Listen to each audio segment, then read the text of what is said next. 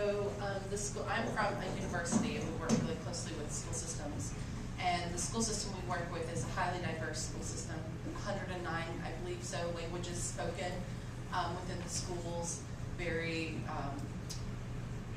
a lot of challenging issues within the system, but being very large. One thing that we've done is scaffolded different programs where the university is interacting with the classrooms as part of their classrooms. So we take our expertise and kind of the things that we have to offer from an innovation standpoint within the different science and technology domains, and are directly interacting on a one-to-one basis with individual classrooms, and bring those students to our campus a couple times a year through different programs to keep them engaged. So working with them in out-of-school times has been really important for us, as well as letting them see us and what we do in their classrooms, so that they see, so it's not just a classroom model, but we're working with them in the summers, where we actually bring them to our campus and just let them explore and play and build and destroy, and do so very openly, and are very intentional in provoking that and maintaining it. Which university is this? Georgia Tech. Georgia Tech, okay. That's what I thought when you said build and destroy. So what we've seen is, this is, I believe, our 10th or 11th year this past summer, and some of these students that were, and we take students that are not advanced, we take students that are falling through the cracks and are low performing, and we've had a student go to MIT, a bunch come to Georgia Tech, and to Duke this last year, because it was the first year that they were going to college. So I think that it's building a culture where you're involving your community, and resources within your community really enhance that. And it can't just be during the class time setting, it's got to be around. Okay, I want to come back to that part of it where they're coming to university in just a few minutes. But you're coming into the classroom. What is happening there that is changing the culture of that school, making it a learning classroom, a learning school, a learning culture? So the schools that we're working with, we come in via high definition video conferencing, and allow the students to actually remotely instrument our lab equipment, and have kind of created this model where our professors are getting equipment and things paid for through their NSF grants, through outreach components. So the students take ownership in that. One of the best examples is that they actually were able to grow carbon nanotubes and then see them under a scanning electron microscope, and then we packaged them up and mailed them to them. So it's just like this little So they got the nanotubes. Yeah, they're holding it. They don't know what, I mean, you can't really see what you're holding. It's on a little wafer, but really trying to engage students and make them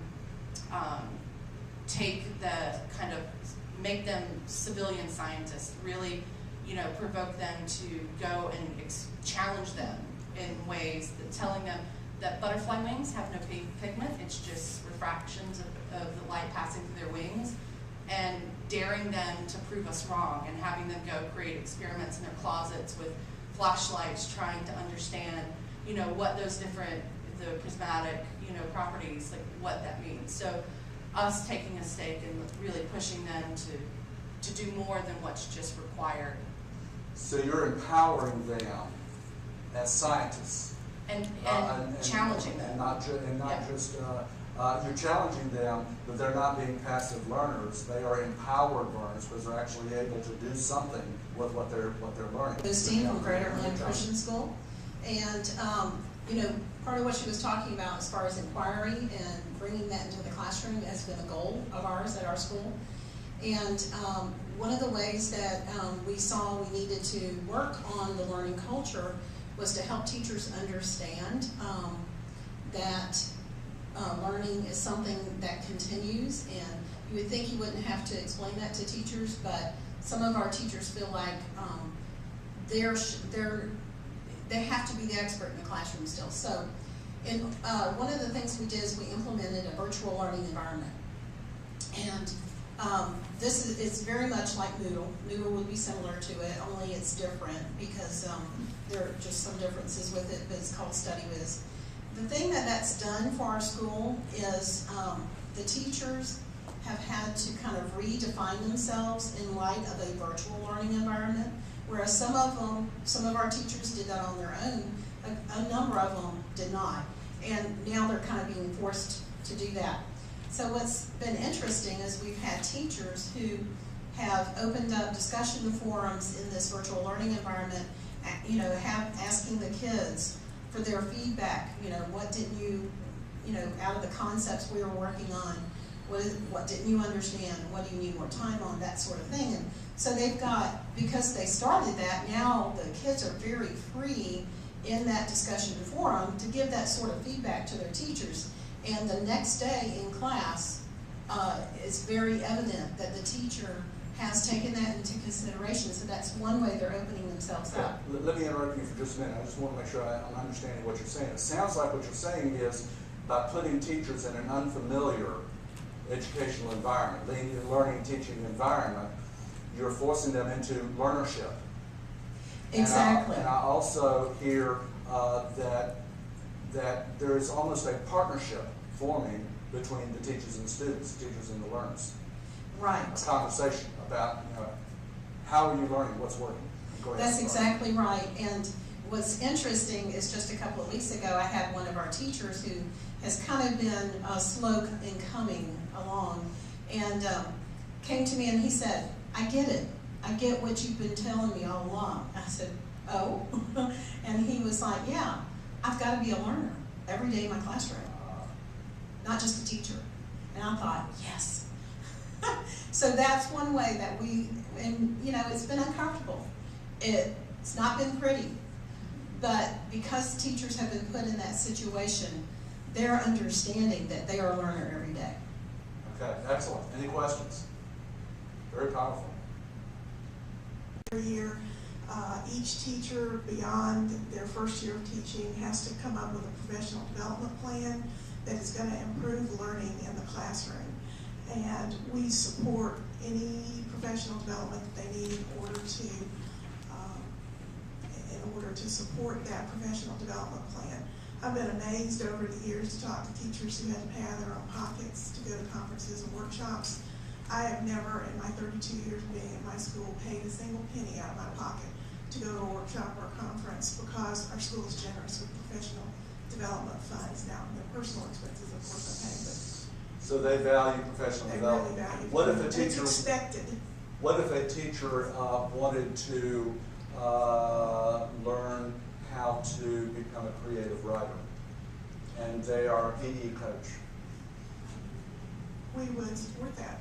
How would you support that? Well, all they have to do is arrange with their department chair, to make sure there's money there, in their budget. And so they would just submit that along, that would become part of their professional development plan? That would become part of their professional even though it has development. nothing to do with what they teach?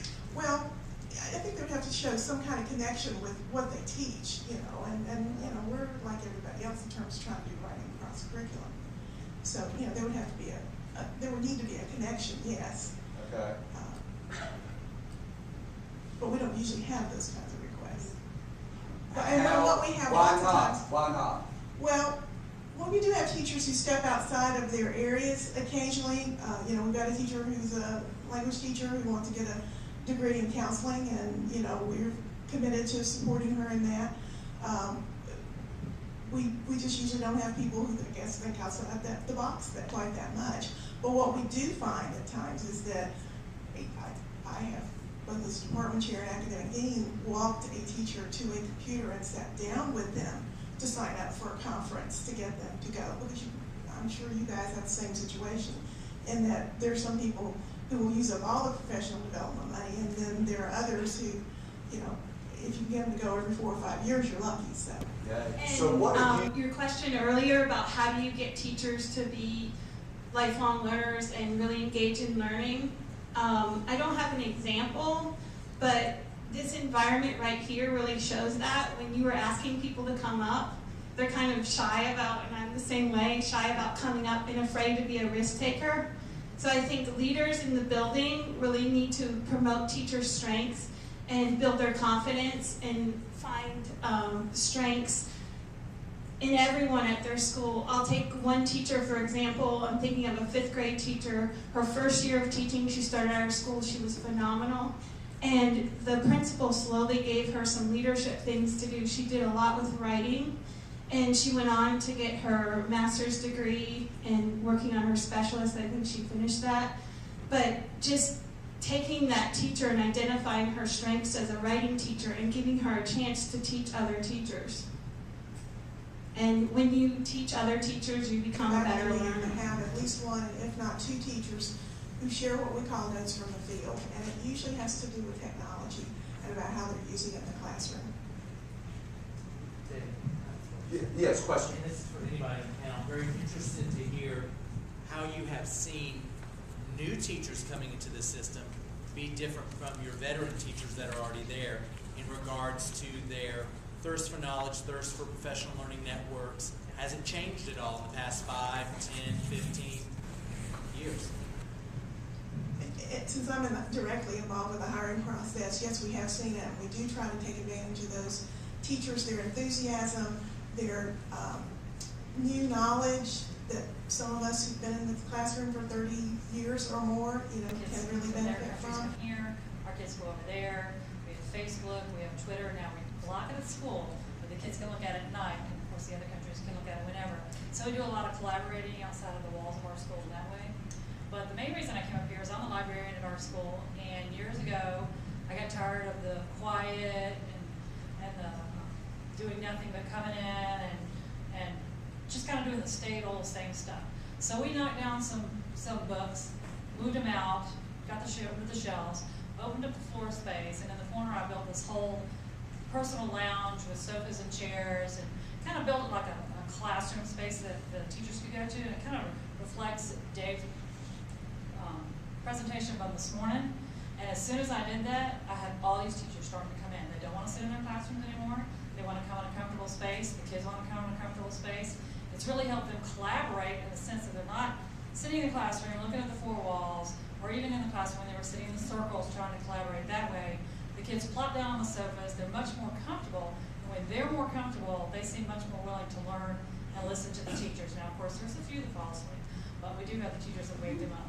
So is there a similar place for teachers to go and comfortably learn? No, and that was one thing that I saw from your presentation. It was nice that they had a separate room. My floor space right now does not allow me to add, a wall in a room or something like that, but we are going to be expanding our school.